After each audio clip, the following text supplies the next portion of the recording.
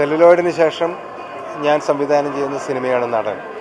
Ambalakkara global ഫിലിംസിന് വേണ്ടിയിട്ട് advocate അനിൽകുമാറാണ് ഈ ചിത്രം നിർമ്മിക്കുന്നത്. നടൻ എന്ന പേര് കേൾക്കുമ്പോൾ തന്നെ അറിയാം അത് ഒരു അഭിനേതാവിൻ്റെ ജീവിതം, അതല്ലെങ്കിൽ അത്തരമൊരു പശ്ചാത്തലത്തിലുള്ള കഥയായിരിക്കും എന്ന്. ഇത് നടൻ എന്നുള്ള പേരുണ്ടെങ്കിലും അഭിനേതാവിൻ്റെ മാത്രം കഥയല്ല എന്നുള്ളതാണ് സത്യം.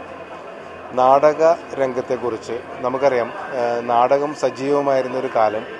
നാടകം നമ്മുടെ സമൂഹത്തിൽ ഉണ്ടാക്കിക്കൊണ്ടിരുന്ന മാറ്റങ്ങളും ജനസ്വാധീനവും എല്ലാം ഇന്ന് ശരിക്കും ഒരു സ്വപ്നം പോലെയാണ് നമുക്ക്.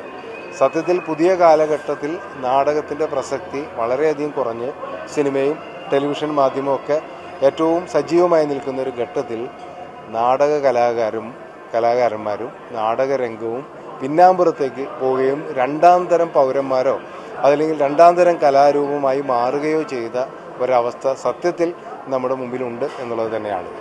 അപ്പം നടനിലേക്ക് വരുമ്പോൾ, ഒരു നടൻ എന്നുള്ള രീതിയിലല്ല ഞാൻ ഈ സിനിമയെ അഭിസംബോധന ചെയ്യുന്നത്. നാടകത്തിനു വേണ്ടി ജീവിതം ഒഴിഞ്ഞു വെച്ച ഒരു മനുഷ്യൻ, അത് നടനാണ്, അദ്ദേഹം സംവിധായകനാണ്, നാടക സമിതിയുടെ ഉടമസ്ഥനുമാണ്. അപ്പോൾ ജയറാം അവതരിപ്പിക്കുന്ന കഥാപാത്രം, ദേവദാസ് എന്ന കഥാപാത്രം കഴിഞ്ഞ കുറേ പതിറ്റാണ്ടുകളായി നാടകത്തിന് വേണ്ടി സമർപ്പിച്ച ഒരു തലമുറയുടെ പിൻതലമുറക്കാരനാണ്. അതായത് ജയറാമിൻ്റെ മുത്തച്ഛൻ്റെ കഥാപാത്രം, ഈ ദേവദാസിൻ്റെ മുത്തച്ഛൻ്റെ കഥാപാത്രം 30കളിലും 40കളിലൊക്കെ മലയാള നാടകവേദിയിൽ വളരെ സജീവമായിരുന്ന, ഏറ്റവും ജനപ്രിയനായിരുന്ന ഒരു കഥാപാത്രമാണ്. ഓച്ചിറ വേലുക്കുട്ടി എന്ന് നമ്മൾ കേട്ടിട്ടുണ്ടാവും.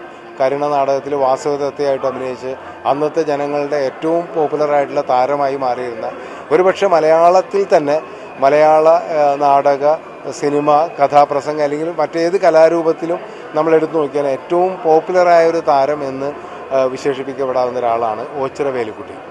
അപ്പോൾ അദ്ദേഹത്തെ പോലൊരു കഥാപാത്രം ജയറാമിൻ്റെ ക്യാരക്ടറിൻ്റെ മുത്തച്ഛനായിട്ട് വരുന്നുണ്ട്. അതിനുശേഷം അദ്ദേഹത്തിൻ്റെ മകൻ 50കളിലെ നാടകം, മലയാള നാടകം സജീവമായിരുന്ന ഒരു കാലഘട്ടത്തിൽ KPSC പോലുള്ള നാടക പ്രസ്ഥാനങ്ങൾ ഇവിടെ ഒരുപാട് സാമൂഹ്യ മാറ്റങ്ങൾക്ക് വഴി തുറന്ന നാടക പ്രസ്ഥാനങ്ങളുമായിട്ട് സഹകരിച്ചിരുന്ന ഒരു കഥാപാത്രം, അത് ജയറാമിൻ്റെ അച്ഛൻ്റെ കഥാപാത്രമാണ്. അദ്ദേഹം തുടങ്ങിയ ഒരു നാടക സമിതി, അത് ഒരു കാലഘട്ടത്തിൽ മലയാള നാടകവേദിയിൽ സജീവമായി നിന്നതാണ്. അതിനുശേഷം അദ്ദേഹത്തിൻ്റെ മരണശേഷം ആ നാടക സമിതിയുടെ ഉടമസ്ഥനായി, സംവിധായകനായും അഭിനേതാവായും വന്ന കഥാപാത്രമാണ് ജയറാമിൻ്റേത്. ഇന്ന് ആ മനുഷ്യൻ, അദ്ദേഹത്തിൻ്റെ നാടക സമിതി അദ്ദേഹത്തിന് കൊണ്ടുപോകാൻ പറ്റാത്ത രീതിയിൽ നാടകം വല്ലാത്തൊരു പ്രതിസന്ധിയിൽ എത്തി നിൽക്കുന്ന ഘട്ടത്തിൽ ഈ കഥാപാത്രം അനുഭവിക്കുന്ന ഒരുപാട് പ്രശ്നങ്ങളിലൂടെയാണ് ഈ കഥ വികസിക്കുന്നത്. ആ സമയത്ത് അദ്ദേഹത്തിൻ്റെ ഭൂതകാലവും അദ്ദേഹത്തിൻ്റെ മുൻ തലമുറകളുടെ ഭൂതകാലവും ഒക്കെ കടന്നു വരുന്ന രീതിയിലാണ് ഇതിൻ്റെ ഒരു തിരക്കഥയുടെ ഒരു രീതി എന്ന് പറയുന്നത്. അതിൽ പ്രധാനമായിട്ട് വരുന്നത് ഇന്ന് ഈ കാലഘട്ടത്തിൽ നാടകം എവിടെ നിൽക്കുന്നു, നാടകത്തെ എങ്ങനെ അടയാളപ്പെടുത്തണമെന്നുള്ളതാണ്. ഒരുപക്ഷെ ഇത്രയും ജനപ്രിയമായൊരു മാധ്യമം അങ്ങനെ പിന്നാമ്പുറത്തേക്ക് തള്ളാൻ പാടില്ല എന്നുള്ളൊരു ഉദ്ദേശം കൂടി ഈ സിനിമ കൊണ്ടുണ്ട്. അത് സിനിമ എന്ന എൻ്റെ മാധ്യമത്തിലൂടെ ഞാനത് ശക്തമായിട്ട് പറയാൻ വേണ്ടി ഇവിടെ ശ്രമിക്കുകയാണ്. ഇത് സുരേഷ് ബാബുവിൻ്റെയാണ് ഇതിൻ്റെ കഥയും തിരക്കഥയും. അദ്ദേഹം ഇങ്ങനെ ഒരു വിഷയം എന്നോട് പറഞ്ഞപ്പോൾ അതിലുള്ള പ്രസക്തിയും ഈ കാലഘട്ടത്തിലെ സാങ്കത്യവും ഉദ്ദേശിച്ചിട്ടാണ് ഞാനിങ്ങനെ ഒരു സിനിമയ്ക്ക് വേണ്ടി മുന്നോട്ട് വന്നത്. അത് അനിലിനെ പോലെ ഒരു നിർമ്മാതാവ് വന്നപ്പോൾ, കമ്മിറ്റഡ് ആയിട്ടുള്ള നിർമ്മാതാവ് വന്നപ്പോൾ എന്നെ സംബന്ധിച്ചോളം വളരെ എളുപ്പമായി കാര്യങ്ങൾ. ഇതിൽ ഔസേപ്പച്ചനാണ് മ്യൂസിക് ചെയ്യുന്നത്, ക്യാമറ മധു നീലകണ്ഠനാണ്. ഔസേപ്പച്ചന് ഞാനും തമ്മിൽ ഒരുപാട് സിനിമകൾ നേരത്തെ ചെയ്തിട്ടുണ്ട്. ഇത് അതിൽ നിന്ന് വ്യത്യസ്തമായി മറ്റ് പ്രമേയപരമായിട്ടുള്ള ഒരു പ്രാധാന്യമുള്ളത് കൊണ്ട് തന്നെ നാടകകാലത്തെ ഓർമ്മപ്പെടുത്തുന്ന രീതിയിൽ തന്നെയാണ് ഇതിൻ്റെ പാട്ടുകളും വരുന്നത്. പശ്ചാത്തലമൊക്കെ തന്നെ ആ രീതിയിലാണ് വരുന്നത്. ജയറാം എന്ന നടനെ നമുക്കെല്ലാവർക്കും അറിയാം.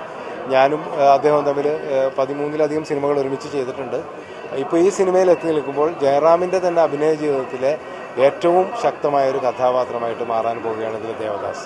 ഒപ്പം ഒരു ആക്ടറെ സംബന്ധിച്ചോളം ഏറ്റവും വെല്ലുവിളി ഉള്ള ഒരു മുഹൂർത്തത്തിലൂടെയാണ് ജയറാം ഈ സിനിമയിൽ കടന്നു പോകുന്നതെന്ന് ഞാൻ വിശ്വസിക്കുന്നത്. കാരണം സിനിമ എന്ന മാധ്യമത്തിൽ നമുക്കറിയാം ഒരു ആക്ടർ പലപ്പോഴും ബിഹേവ് ചെയ്യുകയാണ് ചെയ്യുന്നത്.